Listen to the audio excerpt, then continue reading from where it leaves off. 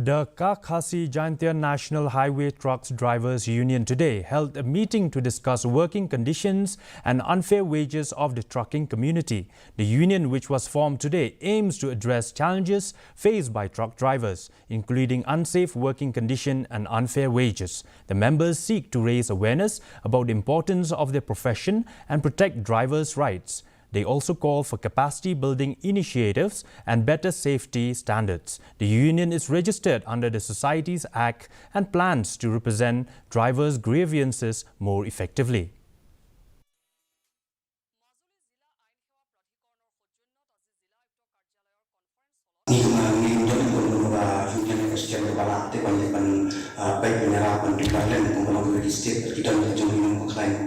Jadi dalam hidup di bajar kita kalau di sini di wan di sini dia kan mereka borai yang mereka memberikan dia original berapa bajar jenjang susi yang kita baru dan dalam jumlah ini untuk kita kita cengarap orang pelawan lamban sekian ini driver dan kamu sekian